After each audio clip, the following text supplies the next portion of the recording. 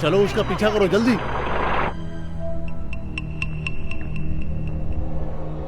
नंदिनी, आइए माँ जी। क्यों नंदिनी, घर में सारी सुविधाएं बराबर है ना? हमें इतने बड़े घर की जरूरत नहीं है, पर भैया जी की बात नहीं टाल सकते इसलिए यहाँ रहते हैं। अब से तुम्हें अपने शरीर का ख्याल रखना है। मैं मिठाइयाँ फल लाई हूँ। आप मेरी माँ की तरह मेरा पूरा ख्याल रखती हैं। भाई भाई भाई, आपका गुस्सा देखकर मुझे बहुत डर लग रहा है भाई। आप मत जाइए, बगल हट मत जाइए भाई। रामा कहाँ है? बाहर गए हैं।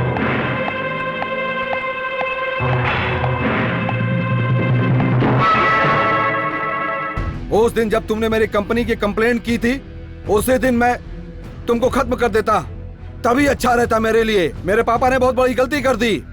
जो कभी उंगली नहीं दिखाता था, वो आज तलवार उठा के घूम रहा है। मेरे बेटे को अलग करके आज रिश्ता बनाने आई हो। ये क्या, अपने घर के सामने इतनी भीड़ क्यों लगी है? अपने कर्मचारियों के लिए कॉलोनी बनाने की बात सरकार द्वारा लागू हो चुकी है। ये बात मैंने गायत्री को नहीं बताई। मैं कहने ही वाला था, लेकिन नहीं कह पाया। वैसे पंडाल बहुत अच्छा बना है और लोग भी जल्दी ही आ गए।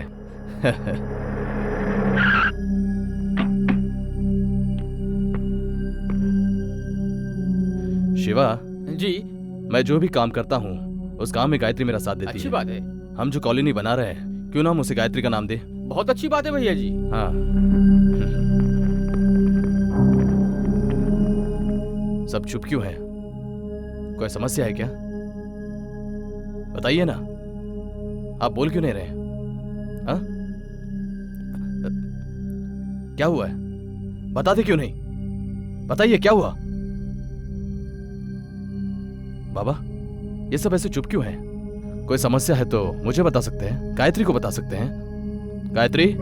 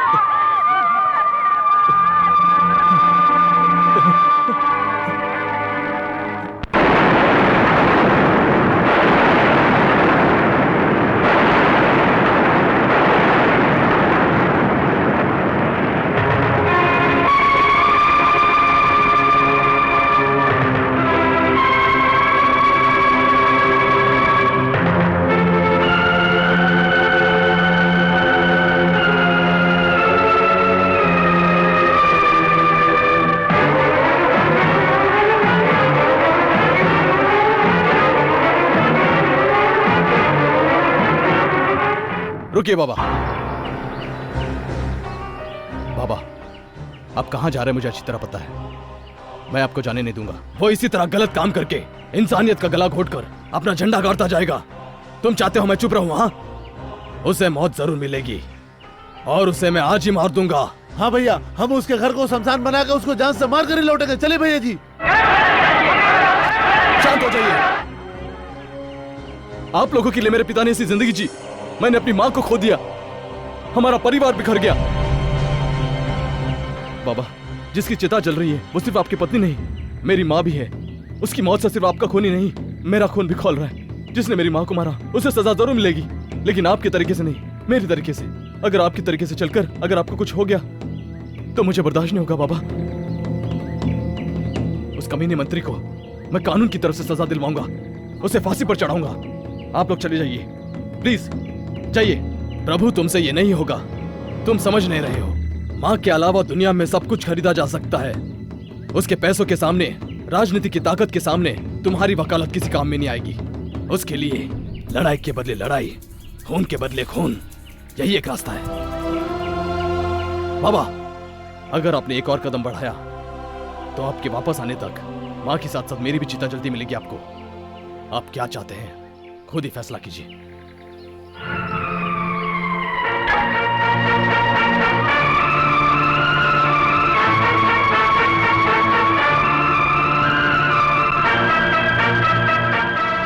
या ऑनर, इस कटघरे में खड़ा गुनेगार मंत्री वैद्य वेलू, इनके इकलौते बेटे रमन की झोपड़पट्टी वाली लड़की के साथ भैया जी ने शादी करवाई, इसलिए इन्होंने भैया जी से बदला लिया।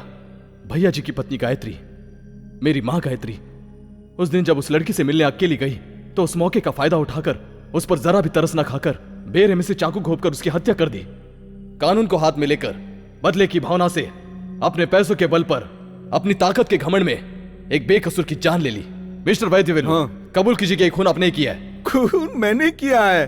खून तो मैं देख भी नहीं सकता हूँ। मैं तो इस देश के लोगों की भलाई चाहता हूँ। मुझे तो लोगों की सेवा करने से फुर्सत ही नहीं मिलती। भला मैं खून क्यों करूंगा किसी का? सुनो, मैं सच कहता हूँ, मैंने खून किसी का नहीं किया है। बस मैं यही कहना चाहता हूँ, बाकी सब मेरे वकील साहब बताएंगे। योर ऑनर, ये कह रहे हैं कि मिस्टर वेडुवेलु ने कत्ल किया है। इसका कोई भी गवाह नहीं है। यहाँ पर इनकी बेकार में बदनामी की जा रही है और कोर्ट का वक्त भी बर्बाद कर रहे हैं। मैं वक्त बर्बाद नहीं कर रहा हूँ योर ऑनर। जिसने ये खून होते हुए देखा उस चश्मदीद गवाह को मैं कोर्ट में पेश करना चाहूंगा और वो गवाह है मंत्री जी की बहू नंदिनी। क्यों, क्या तुमने कत्ल होते हुए देखा था? जी हाँ, वो खून मेरे घर पे हुआ था। वो खून किस वक्त हुआ था ये बताइए। सुबह के 11 बजे होंगे। नोटेड मिलॉर्ड, सुबह के 11 बजे ना? जी हाँ। आप जा सकती हैं। योर ऑनर, यहाँ नंदिनी ने कोर्ट में आकर जो भी गवाही दी है वो बिल्कुल सच है, क्योंकि इनके बयान के मुताबिक कत्ल ठीक 11 बजे हुआ था और पोस्टमार्टम के हिसाब से भी श्रीमती गायत्री का खून 11 बजे ही हुआ है। लेकिन मेरे मुवक्किल ने श्रीमती गायत्री देवी का खून नहीं किया है, क्योंकि 19 तारीख को 11 बजे मेरे मुवक्किल वहां थे ही नहीं। वो तो जर्मनी के किसी इंडस्ट्री से अपनी इंडस्ट्रियल मीटिंग कर रहे थे और उसके सबूत के तौर पर उन्होंने जर्मन के क्लाइंट से जो भी बातचीत की उसके फोटोग्राफ्स मेरे पास हैं। कोर्ट ये फोटोग्राफ देख सकती है। जब भी किसी इंडस्ट्री से कोई मीटिंग ऑर्गेनाइज की जाती है तो उसकी एक फाइल बनती है जिसे ऑफिस एंगेजमेंट फाइल कहते हैं। वो मेरे पास है। मैं कोर्ट से दरख्वास्त करूंगा कि वो मेरे सबूतों को एक्सेप्ट करे। Urgent tomorrow. कल इसी समय जब इस केस की शुरुआत हुई तब वक्त के हिसाब से आप गुनहगार नहीं, ऐसा आपके वकील ने बयान दिया था। आप एक मिनिस्टर है, बड़े आदमी हैं, इस शहर के नामचीन इंसान है। आपने गलत वक्त दिखाने वाली घड़ी पहनी है, दूसरी घड़ी नहीं है क्या? माय लॉर्ड, ये फालतू में कुछ ना कुछ बोलते रहते हैं। ए, चुप रहो। क्षमा करिए साहब। वकील साहब, आप जो कह रहे हैं, भाई साहब इस घड़ी का क्या नाम है? Rolex watch, gold. इसकी कीमत 1 लाख रुपया। ये घड़ी कभी भी टाइम 1 सेकंड ना आगे बताती है ना 1 सेकंड पीछे बताती है। एग्जैक्ट टाइम बताने वाली घड़ी है ये। पता नहीं कैसे आप लोगों को खराब लग गई। तो आपके कहने का मतलब है कि आपकी घड़ी बिल्कुल सही वक्त दिखाती है, क्यों? हाँ जरूर। पक्का ना? हाँ पक्का भाई। माय लॉर्ड, मंत्री वैद्यवेलु जी ने जो रोलेक्स घड़ी पहनी है वो बिल्कुल सही वक्त बताती है, ऐसा उन्होंने सबके सामने बताया। मैं ये पक्का कह सकता हूं कि जनवरी 19 तारीख को ठीक 11 बजे इसी हत्यारे ने मेरी मां की हत्या की है। ये मैं दावे से कहता हूं। माय लॉर्ड, ये कोर्ट के नियमों को तोड़ के मेरे क्लाइंट को बेइज्जत कर रहे हैं। Mister Prabhakar, control yourself. Court के नियम तोड़कर बोलने के लिए मैं क्षमा चाहता हूं माय लॉर्ड। ये शख्स एक बेईमान और गिरा हुआ इंसान है। कल अदालत में जो तस्वीरें दिखाई गई उसे साबित किया गया कि ये गुनहगार नहीं है, लेकिन उसी तस्वीरों की फाइल से ये गुनहगार है ऐसा मैं साबित करूंगा। कल इन्होंने जो तस्वीर दिखाई, इन्होंने उसमें जो घड़ी पहनी है, अगर वो जूम करके देखी जाए तो इन्होंने जर्मन मिनिस्टर से बातचीत 11 बजे नहीं बल्कि 11:35 को की है, ऐसा साबित होता है। पहले मुझे लगा कि इनकी घड़ी ठीक समय ने बताती, लेकिन इनकी घड़ी तो गलत समय बता ही नहीं सकती। कौन सी घड़ी है? रोलेक्स गोल्ड, 1 लाख की है, कभी गलत समय नहीं बताती। इन्होंने तो कहा था। ये रही वो तस्वीर। इनकी ऑफिशियल फाइल में जर्मन मिनिस्टर से मिलने का वक्त 11 बजे लिखा हुआ है, यह सच है। लेकिन जो बातचीत करने का समय मिनिस्टर फाइल में लिखा हुआ है, उसी मिनिस्टर फाइल के हिसाब से वो बातचीत 11:35 को शुरू हुई, ऐसा उसमें लिखा है। शायद वो फाइल मंत्री जी यहाँ लाना भूल गए, इसलिए मैं लेकर आ गया। अच्छा किया ना, वो फाइल और सारी फोटोज मैं कोर्ट को सौंपता हूं।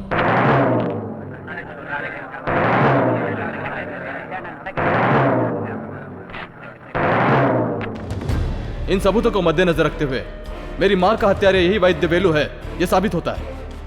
मैं चाहता हूं कि अदालत इसे मौत की सजा दे, यही मेरी दरख्वास्त है।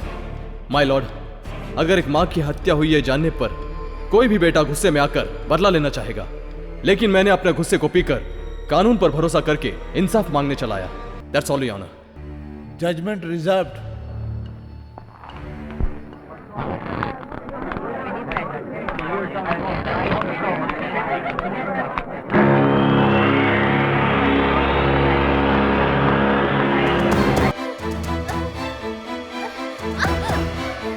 छोड़ो मुझे।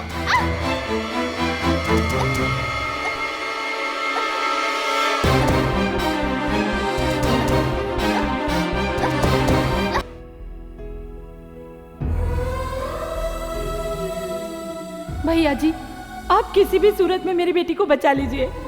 कौन है आप? आपकी बेटी को क्या हुआ है? मैं जज की पत्नी हूँ। मेरे पति आपकी पत्नी की हत्या का फैसला सुनाने के लिए आज कोर्ट गए हैं। उस मंत्री ने मेरी बेटी को अगवा किया है और धमकी दी है कि फैसला उसी के हक में होना चाहिए, वरना मेरी बेटी को मार देगा। वो मंत्री बहुत बुरा है। आप कैसे भी करके मेरी बेटी को बचा लीजिए। आप चिंता मत कीजिए, आपकी बेटी घर पहुंच जाएगी। जाइए। गायत्री, गायत्री, गायत्री, गायत्री, गायत्री, गायत्री, गायत्री, गायत्री, गायत्री, गायत्री, गायत्री, गायत्री, गायत्री।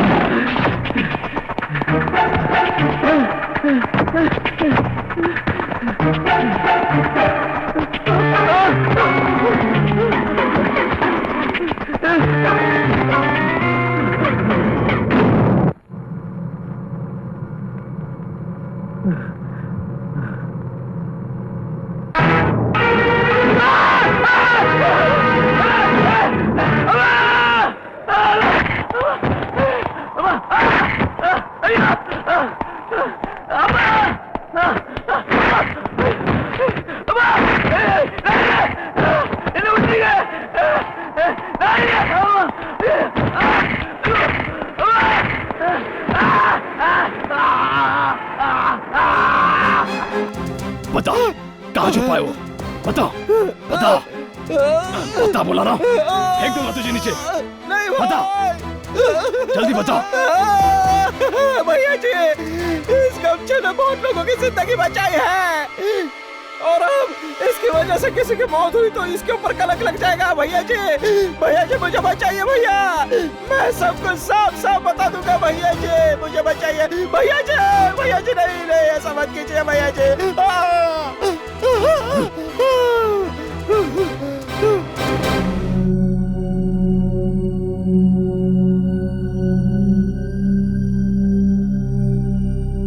जज साहब, गायत्री के खून का फैसला मेरे पक्ष में होना चाहिए। याद रखना, तुम्हारी बेटी मेरे कब्जे में है।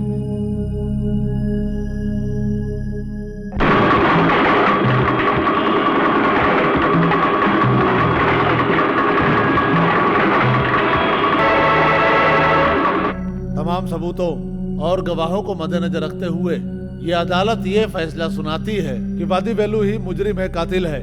इसलिए अदालत मुजरिम को आईपीसी धारा दफा 302 के तहत उसे खतरनाक गुनहगार मानते हुए सजाए मौत देती है।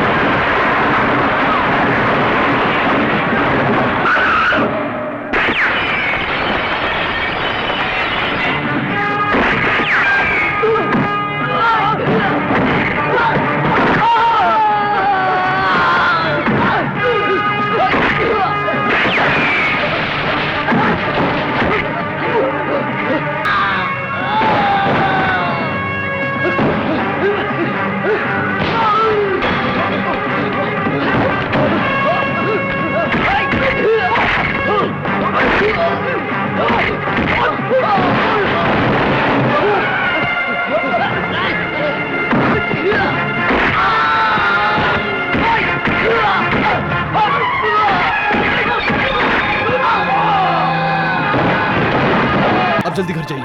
प्रिया, पापा को अपने साथ ले जाओ। मैं आ रहा हूं।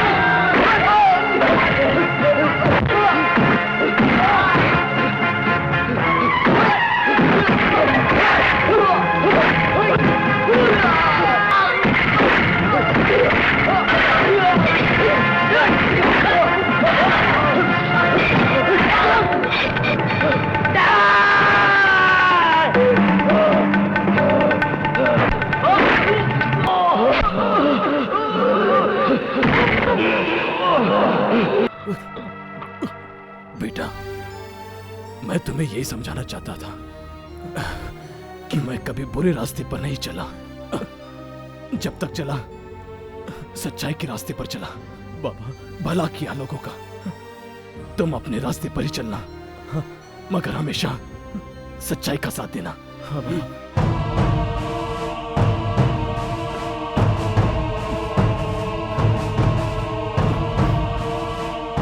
बाबा, बाबा, बाबा, बाबा।